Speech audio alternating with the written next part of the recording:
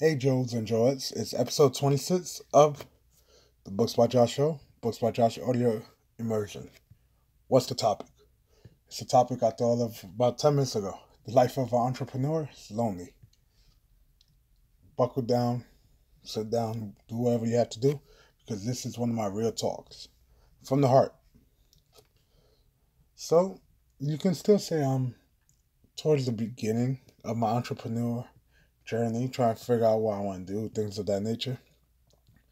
But even so, it's still lonely.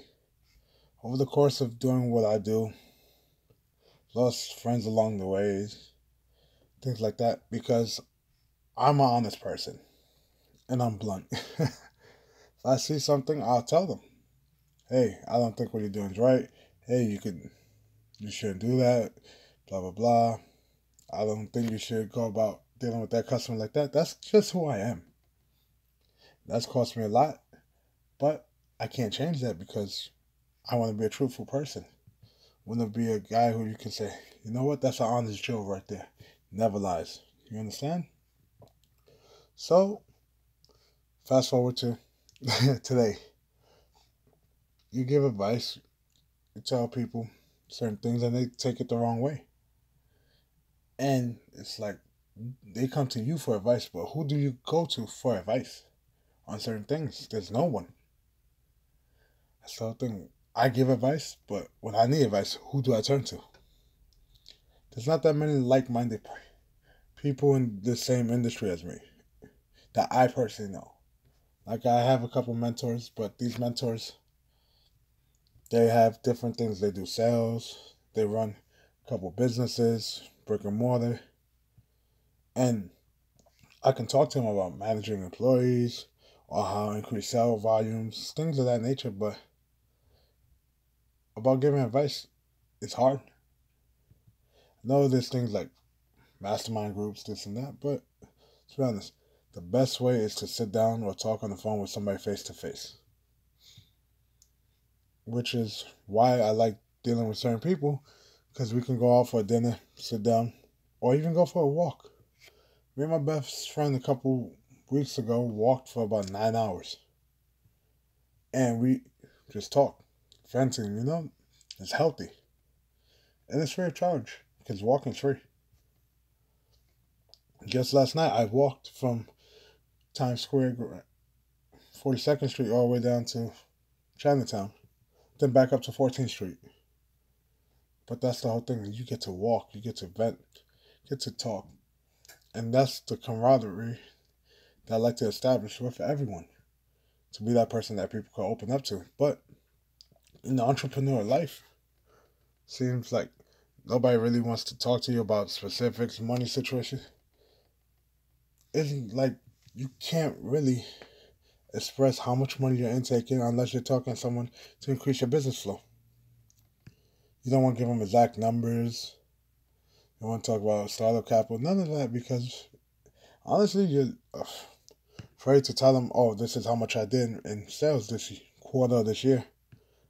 And then you'll feel like they'll judge you. You gotta be open for criticism, I understand, but it's hard to actually act upon that. That's why it's hard to sit down and read for nonstop. But that's why I tell everybody, don't go something half cocked. I would say the other thing, but I'm trying to keep this clean. So, what half cocked means is your heart's not fully in it. Just like network marketing, or even my job now, my heart's not fully in this job. When I worked with electronics, that is a passion of mine. I love technology, and in that field, I could talk to anyone for days. And I was stay current, even to this day, I stay current on all that news because I enjoy it. You know how they say, find what you do and do that, but that's not something I want to do. I did it for 10 years. So that's why I switched gears. I tried this out. This isn't it. But the whole thing is, I'm trying to find another job while still doing the podcast and things like that. But it's like, who do I get the advice on what field to go to? I honestly don't want to go back to the old field, even though I enjoyed it. It became mundane. It's the same thing every single day. You see different faces, but it becomes repetitive. 10 years is a long time. And that's my whole problem. I don't know what field I want to go to. I had no one to ask this. Because everybody I talk to want me to do sales, go back into that field, go back and commute 3 hours a day. I can't anymore. So that's the whole thing. You have to make these decisions on your own. Sure, you could talk to spouses, family, but who has your best interest at heart other than yourself, honestly? And you get to this point that you have to take a step back and try to analyze everything. I'm a fan of listing out pros and cons. One side the pros, one side the cons. Doesn't work like that always because it's not black or white. The world there's gray areas, and some pros or some cons outweigh the other, and that's the whole thing. You're the only one that can judge that. Prime example: should you eat at said restaurant over here? The food is good, but the price is expensive. But the quality of food, does it justify that price? That's what I'm telling you. It's not black or white. The lists don't always work perfectly because of scenarios like that. I had a $3 pork chop yesterday, and it was amazing. And what I paid, we had what, 2 appetizers, 2 entrees, and 2 beers. It's $20 a person for 2 people. It's amazing, but it was like an 8 mile walk to get there. You see, the pros don't outweigh the cons all the time, or the cons don't outweigh the pros.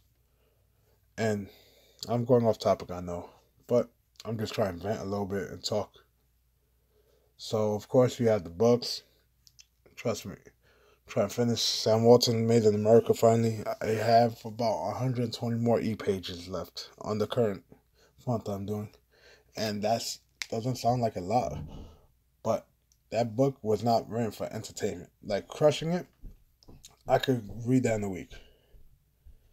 Anna Kendrick, biography, I read that in like 4 days. This book has so much information. It's not bad information, it's amazing stuff that's in there. And Jeff Bezos says that Sam Walton's his mentor, and he reads that book every year, I think he said. But the information is so much. It's a lot to ingest at one time. Heck, I Am Jackie Chan right here. And this book is another great book. And like I said, I could sit here and read this all night. But it's because it's a different type of book. I'm trying to find answers through these books. So same thing with investing. I have no financial advisor. I don't have a fiduciary financial plan. None of that. I do all my own investments by testing the waters, by reading. Tony Robbins, Money Master Today, 7 Simple Steps to Create Financial Freedom. Unshakable. Rich Dad, Poor Dad. Let's Tell the Money Makeover. A couple other ones, but that's the whole thing. The one investment guide you ever need, I have that right next to me too. And that's great, but the problem is a lot of these people, they're no longer with us. And trust me, I try to reach out to some people through email. I still haven't got a response back. So the living ones I try to email or get in contact, Kevin Smith, Steve Harvey, a couple other people. Still waiting for that. But that's the whole thing. Who do you turn to?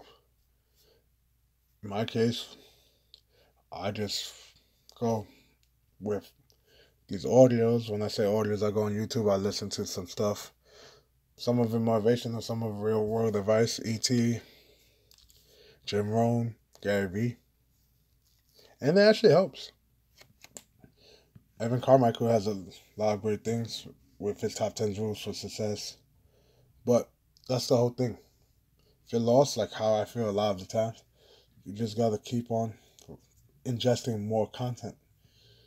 Because we go to the gym to work our body, our muscles. We pay all this money for free range, organic, no pesticides, none of this. Fruits, the chicken, the meats, we buy GMO free. for our insides. But what do we do about the strongest muscle? Nothing.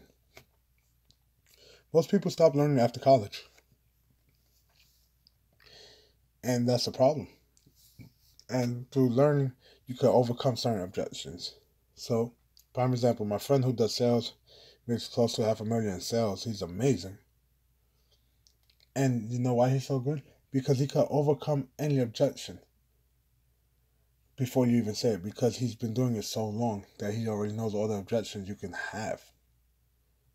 But some of us don't have all that time to learn all these objections, which is why we read. And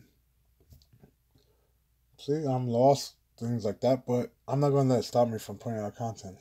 Heck, today on my lunch break, I took out my laptop and just started typing away with a blog post.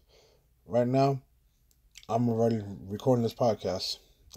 Right when I came home, I went to the user facilities, came into my room, and started recording this. Why? Because why stop? I was watching a YouTube video yesterday about self-discipline, 15 steps to get self-discipline. Talk about this 50-day challenge. I know Ty Lopez, 67-day steps, 67 steps to success, all this stuff. So that's why I have to get back on my grind with this. And I'm working on the new thing this weekend with these books. See how that goes. So, that's basically it for this week's podcast. Hope you guys enjoyed it. If not, oops, it ain't for you. But Joe's enjoys. You guys will hear me in the next one. Or I might see you guys on the street. You never know. See you.